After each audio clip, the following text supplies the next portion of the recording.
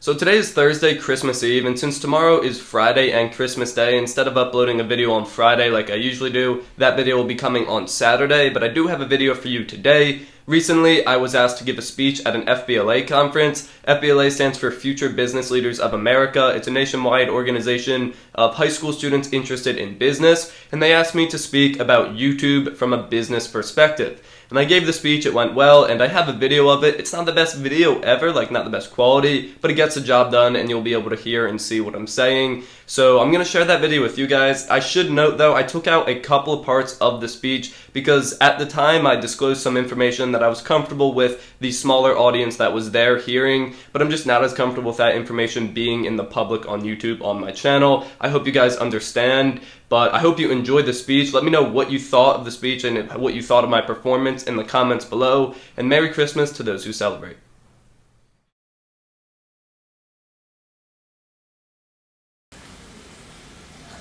It's a good Snapchat.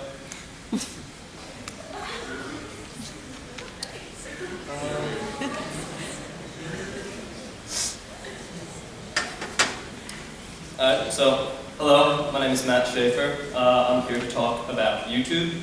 To give a little background, I've been uploading YouTube videos for about 2.5, 3 years now. My channel is about technology. I'm like a journalist of sorts, but when I hear the word journalist, I think of print media and articles. I make videos reviewing products like a new iPhone or a new pair of headphones or anything in between, really. To this day, my channel has a little over 155,000 subscribers and around 17 million views across all the videos combined.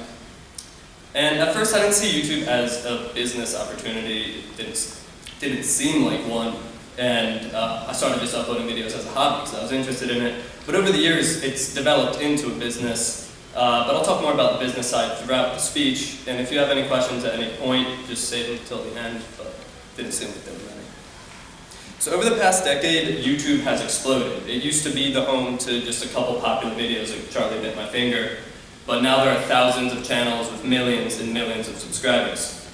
This is actually what YouTube looked like in 2006. It's practically unrecognizable.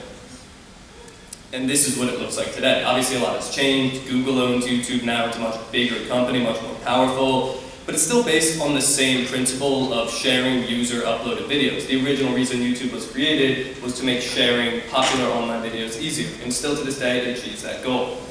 And everybody you talk to uses YouTube, but probably for very different reasons. Some people use it to watch music videos. Some people use it to watch sports highlights or a review of a product before they buy it. That's what I did. But my point is there's no single way to use YouTube, but especially in a community like ours, almost everybody uses it one way or another. In total, YouTube has over 1 billion users, and that's not just like total, that's 1 billion different people go on YouTube every single month. And that's a ridiculous reach. And those views come from all over the world, and YouTube actually provides that level of information. Like in my analytics on my channel, I can see where people are watching my videos, I can see how old they are, I can see if they're male or female, I can see how much of my videos they watch, I can see if they watch it on a phone or a tablet. It's actually like creepy how much information they know. I'll give you some examples. From the United States, I've received about 5.5 million views.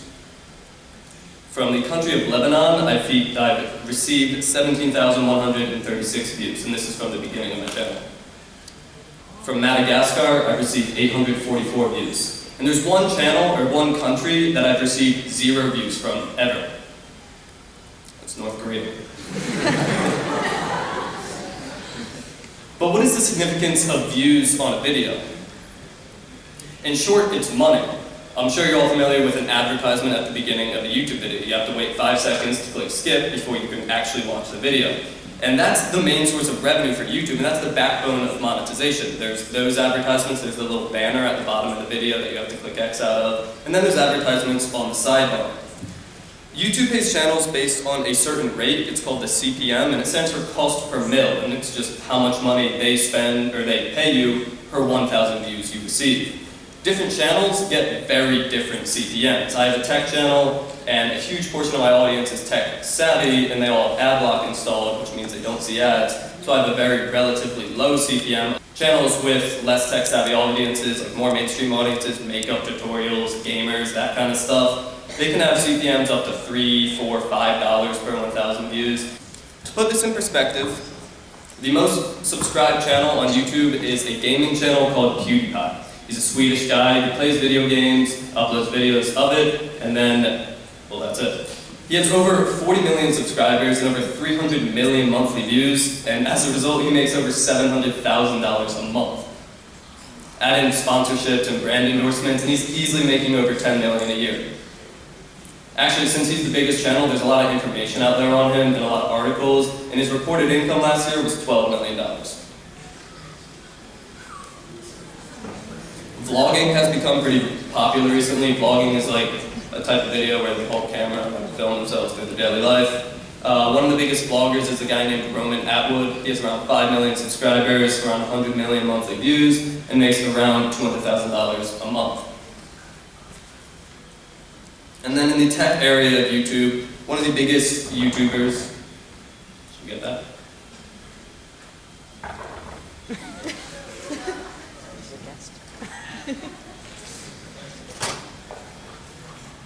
So in the tech area of YouTube,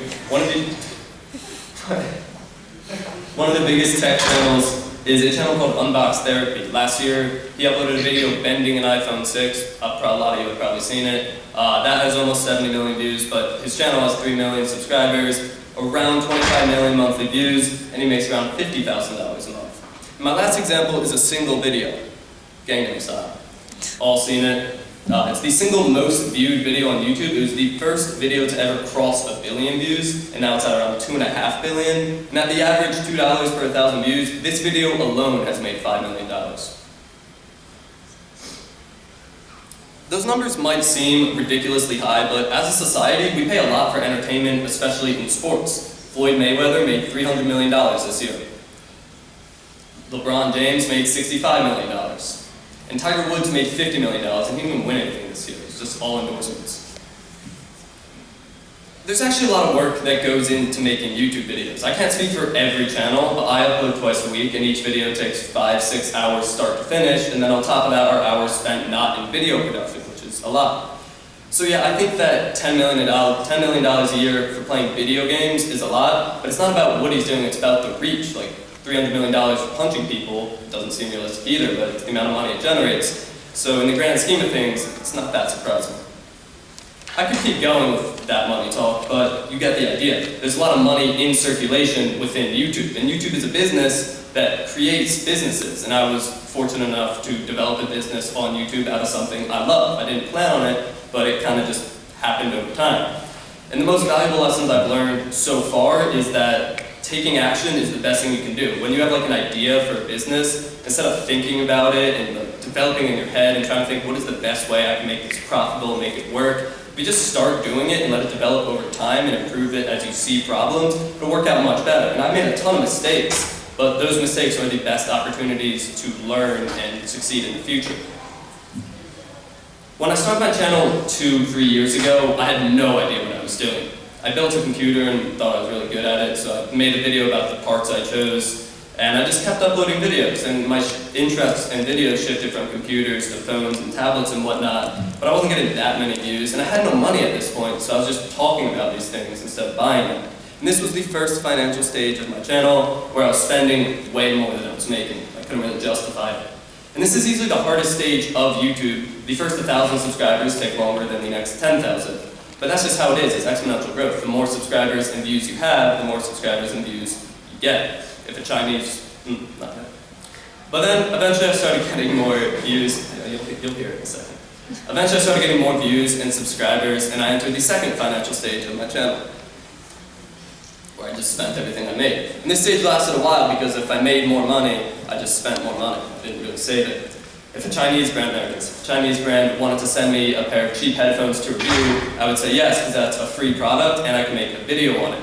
But there are limitations to that because, one, making a video about a cheap Chinese pair of headphones isn't the best video I can make, and two, if I was paying for the product, I could only get a product I can afford, which isn't most. So then comes the third and final stage. what you make more than you spend. And this is when I was able to choose what products to talk about and what to do based on what I thought was best for my channel, not what I could afford. And this is when YouTube turned into a hobby, into a business, and what I would consider a job, and when I would actually have to prioritize it over some other things.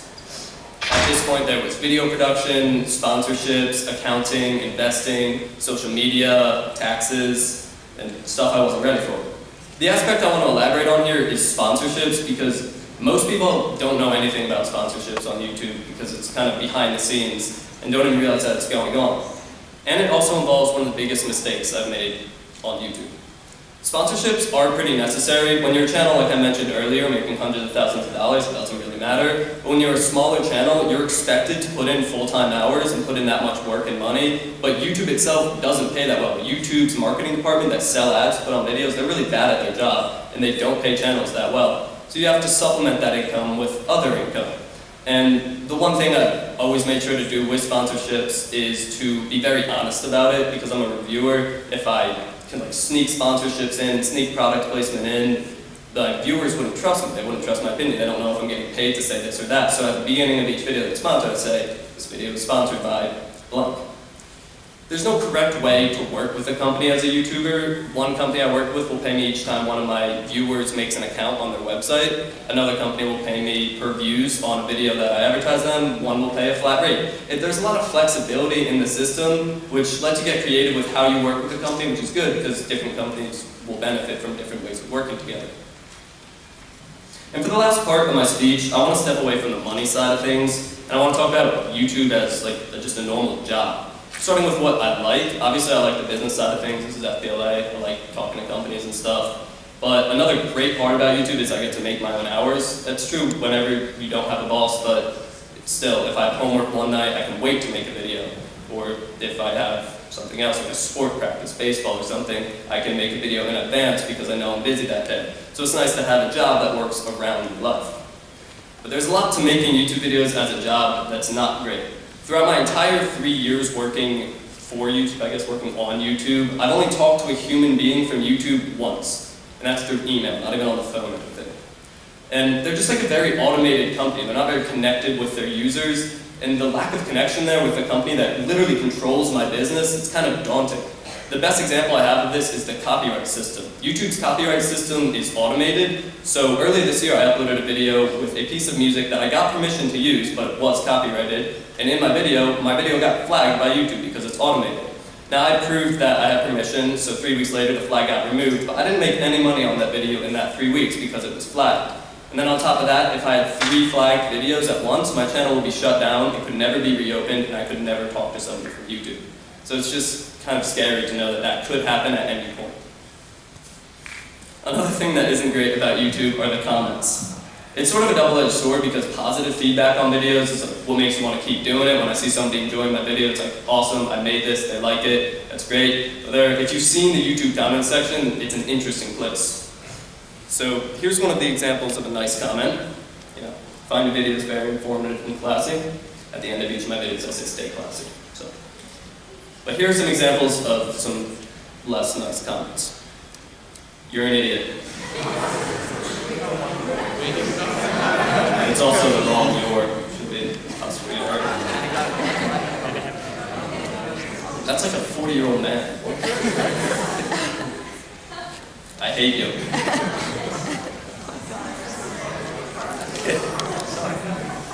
I blocked the profanity in this one, so it's kind of hard to tell what it says, but it seems pretty negative. And this is my personal favorite. You suck. You should name this video Top 10 Reasons You Suck.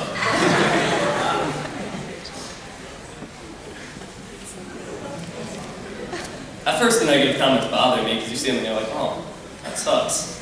But there's always going to be people out there like that, and most of them are just kind of unintelligent. So you got to learn to love them, and then when you read them, it's really entertaining, and you can get a good laugh out of it. When I was asked to make this speech today, they didn't really give me the question to answer or an angle. They just talk about YouTube and wow the audience. So I talked about the business side of YouTube. I hope that you learned something new, because I don't think a lot of people know how much business goes on behind each channel. It's not just people recording themselves and putting them out on the internet. And my experience with YouTube applies to more than just YouTube. I mentioned it earlier, but the best thing you can do is just to take action. At the beginning, it's really not about making money. If you are, that's great. If you're not, it's not about that at the beginning. But if you just put something into action, you'll see the flaws as it's working. You'll be able to improve it as you go on. And step by step, you'll get closer to your goal. So that's my speech. If there are any questions, I'll answer them now. Otherwise, thank you for listening, and thank you for having me.